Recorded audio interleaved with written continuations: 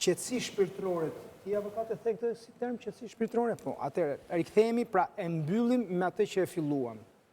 Me qetësinë shpirtërore të munguar ose jo të lojtarëve tanë përsa ata që do jenë, mendoj që do ketë masa sigurie mjaftueshëm që ata që do jenë në tribuna, edhe po që në njëri që së shumë i qetë do qetësohet, po unë shpresoj... Jo, flasim për lojtarët. Unë shpresoj për lojtarët që t'jenë të qetë, mos ndjejnë këtë nevojën që ata tani janë, si thush, instrumenti shqiptar për të, si thuash, për të barazuar diçka nga padrejtësitë e historisë. Kjo do ishte, ndoshta kjo nuk mund shmanget 100%, por do ishte e gabuar. Domethënë do t'i ngarkonte me diçka që, shiko, ndoshta sportisti më i madh ose një nga 3 sportistët më të mëdhenj të gjitha kohërave, Michael Jordan thoshte let the game come to you.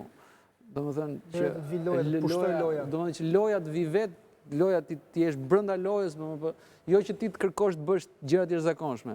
Kjo është një këshill shumë e madhe sepse ka thënë një njeri shumë i rrallë që nuk do ketë asnjë njeri të tillë mbas 48 orëve në stadium, po është një këshill që ja vlen për gjithë ata që merren me sport. Shkodrantë, të përfshi pak në atë që ne të dy bashkë bëjmë më shpesh debatin politiko-ekonomik. Do i mërzisim këto njerëz? Jo, nuk do t'i mërzisim. Unë prandaj edhe e lash në fund dhe nuk do t'i mërzisim. Atëherë, nëse bëjmë një analizë të marrëdhënieve politiko-ekonomike të Shqipërisë me Serbinë, për koincidencë ato datojnë, domethënë kanë marrë një zhvillim vetëm disa javë mbas historisë së dronit në Beograd, në 2014. Ka pasur shumë zëra sokohen në Shqipëri që i thoni kryeministit Rama mos shkon Beograd. Ati më vonë u mësua që ishte edhe një kërkesë ndërkombëtare Angela Merkelit shkak të projektit Ballkanit hapur që filloi në gusht të 2014-s dhe ai shkoi dhe vajti. Dhe marrëdhëniet filluan. Dhe ajo konsideruar një pikë these historike se s'kishte pasur kryeministër të Shqipërisë që të shkonte në Beograd. Ndërkohë, kemi një periudhë tjetër 2015-2019 që përkon me forumin e Berlinit e tjerë dhe nga 2019 e mbrapa ishte samiti ishte Open Balkan, që filloi në Beograd, në Novi Sad, pra në Serbi, dhe u bë kryeministri Rama një nga personat më të zëshëm të tij me deklarata pro Vučićit e tjerë e tjerë. Por në gjithë analizën e marrëdhënieve politiko-ekonomike midis Shqipërisë dhe Serbisë qëndron Kosova, si një çështje e pazgjedhur e tjerë, megjithëse Rama është përpjekur shpesh të ketë një pozicion urlidhëse, në momentin që vetë por Rama deklaroi që Ballkani i hapur e kreu funksionin u mbyll dhe këto vitet e fundit, 2 vitet e fundit, qëndrimet deri diku më korrekte ndaj Kosovës, dhe sidomos sulmi që ndodhi në 2023 në Banjska, sa ishte pika kthesës, besoj unë. Marrëdhëniet sot janë pa ndonjë, dhe nëse mund të bëni një përmbledhje me një fjali pragmatiste, asimetrike ndonjëherë. E ndan këtë.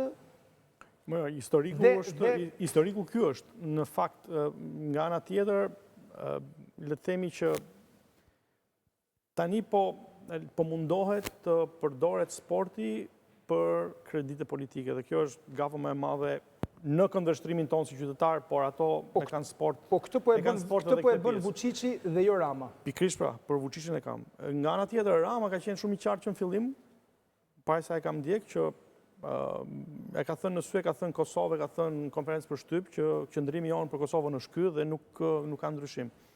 Siç edhe Vučić e thotë njëjtën gjë që qëndrimi jonë për Kosovën është ky. Absolutisht këto marrëdhënie kanë një lloj rënje në këtë moment. Marrëdhëniet diplomatike vazhdojnë të jenë korrekte. Marrëdhëniet sportive, sapo e thatë, do bashkë organizojmë event... do dalë të kjo... Jo, po, imagjino që, domethënë, ka disa ngjyra të çuditshme. Ky është europianizmi i federatës. Po. Federata është pjesë... Federatat janë pjesë të një sistemi vendor. Pra nuk është se është e shkëputur, edhe pse ka autonomi e tjera, po prap qëndron brenda sistemit tonë. Që nga njëra anë, unë them që ky problemi që kemi sot nuk është për shkak të Banjkës. Ky problemi që kemi sot në mendimin tim është për shkak sepse ne kemi marrë një rrugtim pak më të shpejtë se Serbia. Gjithë objektivat e Ballkanit Perëndimor janë të shkojnë në Bashkimin Evropian. Harroje që kanë objektiva tjera. natyrisht që Serbia dukshëm ishte shumë përpara nesh. Me ndodhit e fundit, u tregua qartëzi që tani lokomotiva është një shtet tjetër, që është Shqipëria.